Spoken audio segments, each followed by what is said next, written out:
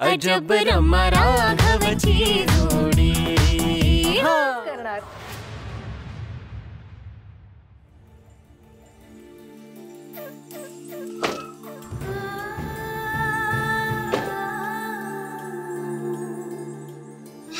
चल निघून जायलाच हवंय का? रमा निघायला तर हवंच ना। थोडा वेळ थांब ना आणखी प्लीज। आता आपण पुन्हा कधी भेटू माहित नाही, भेटू की नाही हे सुद्धा माहित नाही। थोडा वेळ प्लीज थांब ना माझ्यासोबत। परत तेच हे बघ, आपण कितीही वेळ एकमेकांना बघत बसलो ना तरी आपलं मन नाही भरणार आहे। आणि मगाशी काय म्हणालो मी तुला, मनात कुठलाही नकारात्मक विचार आणायचा नाही म्हणून। आणि आपण फक्त भेटणारच नाही आहोत तर आपण कायमचे एकत्र येणार आहोत। रमा आणि राघव हे एकमेकांशिवाय अपूर्ण आहेत।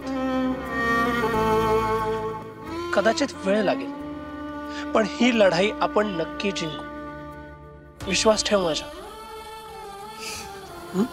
तुझ्या विश्वासावर माझा पूर्ण विश्वास आहे आणि हीच माझ्या जगण्याची उमेद आहे।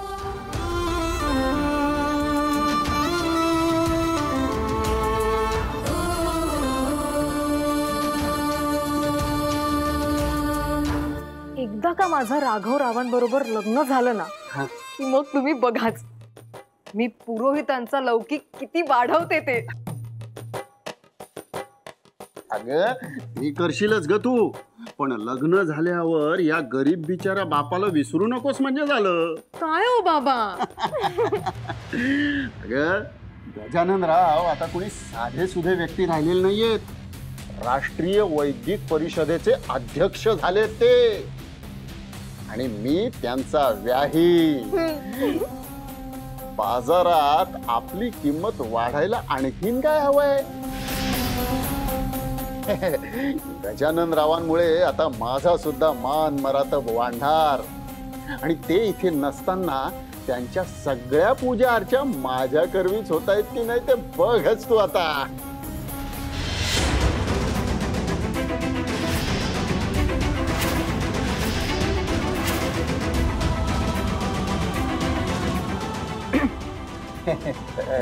राघव तू कधी आलास?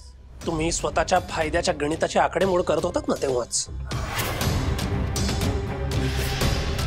अरे ज्या घरात राहता त्याच घरातल्या लोकांबद्दल एवढा स्वार्थीपणा, यालाच राहत्या घराचे वासे मोजणं म्हणतात। जाऊ दे, मी तरी कोणाशी बोलतोय? तुमच्याकडून दुसरी अपेक्षा करणंच चुकीचं आहे। चालू दे आकडेमोड।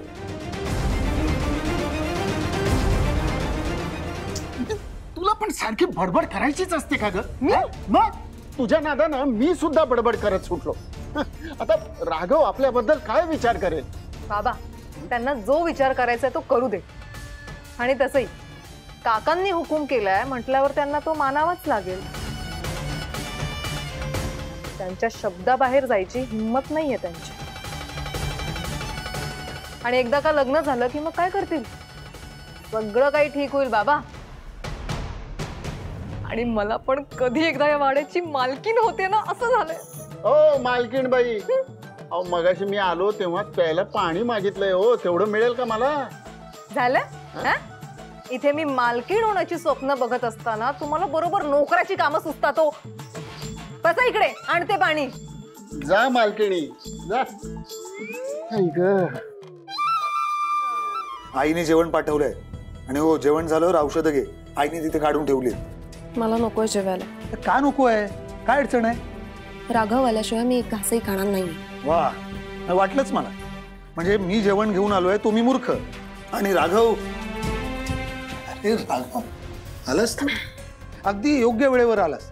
नाही बरं झालं तुझी वहिनी आई हट्ट धरून बसली की तुझ्याशिवाय अन्न ग्रहण करणार नाही।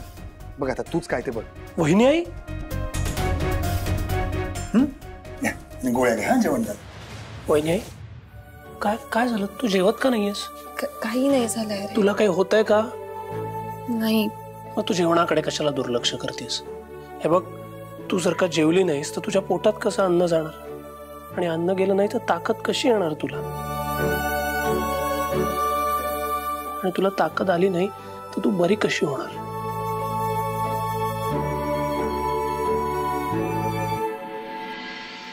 तू बरी झाली नाहीस तर आमच्या पाठीशी कोण उभं राहणार? आणि आमच्या पाठीशी कोणी उभंच राहिलं नाही तर मी आणि रमा. राघव, डोळ्यातून पाणी नाही काढायचं. हे बस सगळं नीट होणार आहे. तुम्ही मला मरणाच्या दारातून बाहेर काढले, मग तुम्ही तुमच्या भविष्यासाठी नक्कीच काहीतरी करू शकता ना. मी हातचा जो काही दिवस बघतेय तो फक्त रमामुळे. त्या रमाला सुख मिळणार नाही असं होईल का? आज हेच मी रमाला सांगितलं आणि अगदी विश्वासाने सांगितलं. मग पण मी शेवटी माणूस आहे ना ग. हे सगळं आबांना कसं सांगायचं हा विचार मनात आल्यावर मनातून हलायला होता ग. आणि हे सगळं तेव्हाच होतं जेव्हा तू किंवा आई समोर असता.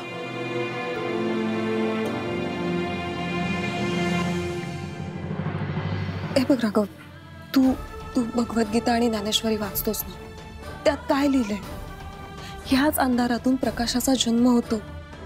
तुम्ही तुमच्या मतांवर जर ठाम असाल तर तुमच्या मनाविरुद्ध कोणी काहीही करू शकणार नाहीये.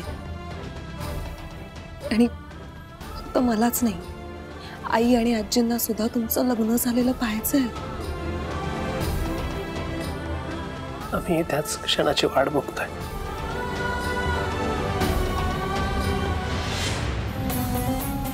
तुम्ही फक्त वाटच बघा, तोवर आम्ही वाट कशी लावायची ते बघतो. थांब रमा.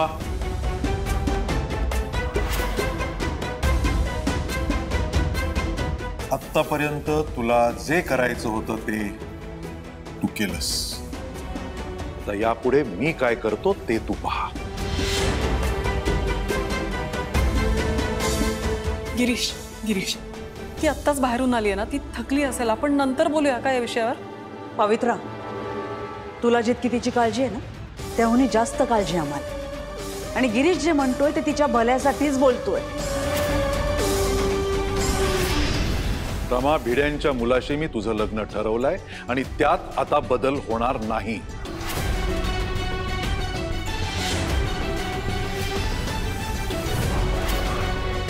लग्न? ते मला ना विचारता? न विचारता? विचारलं होतं तुला मी. हा, तिला फोटोही दाखवले होते की नाही? तेव्हा तू काहीच उत्तर दिलं नाहीस. तेव्हा आता मी सांगेन तसंच होईल.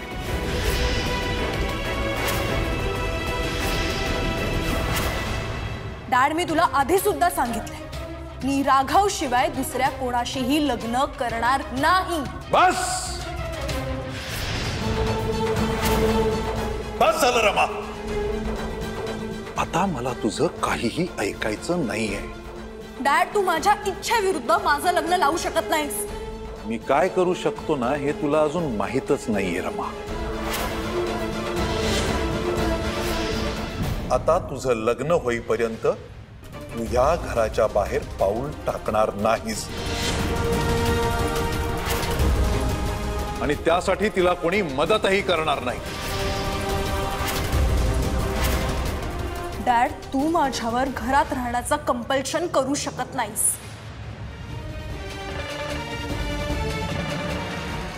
डॅड, माझा फोन. आता मी बोलणार नाही. यापुढे मी करून दाखवेन. आलाय लक्षात?